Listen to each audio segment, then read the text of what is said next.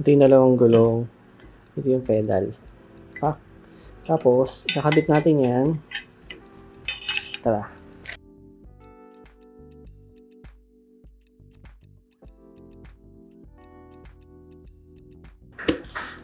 Box tayo today, guys. Dalawa siya.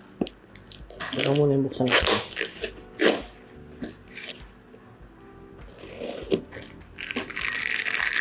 So, ito yung ating screws. Intox. Nasa 2 inch yung haba ng screws niya.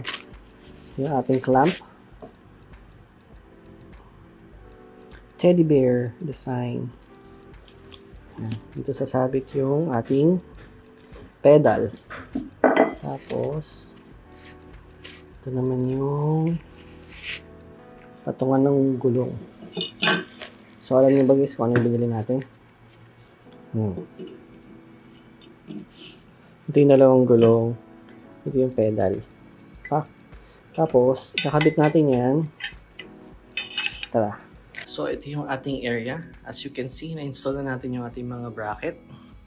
Ito po yung holder. Ang target natin ilagay dito yung ating folding bike, si Lucy. Ito yung kanyang wheel support sa taas. Isa, dalawa, wheel support yan. Ito yung ating bracket. Sa baba yung ating mountain bike, si Moso. So, ayan siya. Yung makita nyo, dito yung pedal niya. Yung dalawang wheel. Diyan. So, ang installation process ko dito is, inuna muna natin sukatin. Naka-outline dyan yung bike. So, dito yung bagsak ng pedal. And then, sinabit muna natin siya. So, merong weight dito, di ba? Sinukat natin dito yung wheel sa ilalim. And then, ginuhitan natin yung ilalim dyan. May guhit yan. Dito, ginuhitan natin. Tapos, nung in-install na natin siya, ang drill natin is, iaangat natin ito ng konti. Ng 0.5 inch. Okay?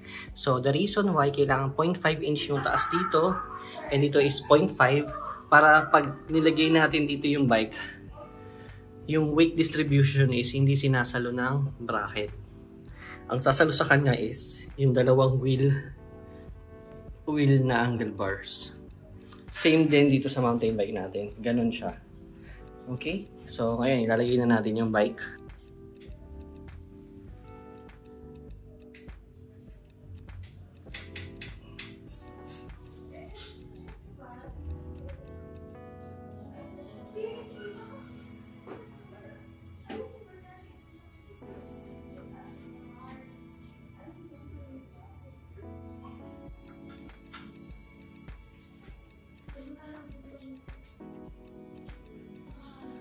Okay, so as you can see, ang dali lang natin siya nailagay. And ito yung sinasabi kong kailangan yung weight distribution is andun sa ating wheel support. Okay? So lahat ng bigat kailangan ito yung sasalo. Tsaka yung sa harapan, likod. The reason is, meron tayong force na papunta dito. Ito, yung force natin na papunta rito. Kapag meron ding weight dun, may chance na iangat niya to, in overtime pwedeng makalas. Pero since yung weight natin is andito sa dalawang gulong, mapapansin niyo yan, kaya inangat natin siya. Ayan o. Diba? So, minimal na lang yung weight na pupunta dito sa ating bracket. And at the same time, madali siyang tanggalin. Okay? So, try natin alisin.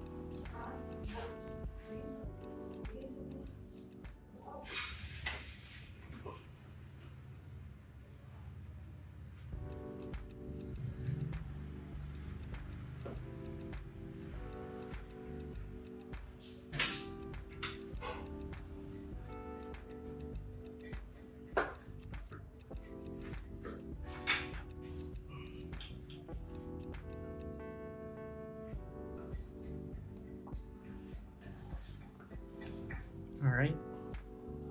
So, yun din. Ganun din dito sa taas. Yan. Dali siyang iangat. So, space saving na. Madali na natin malilinis yung area na yan. Mawawalis na natin. And, yan.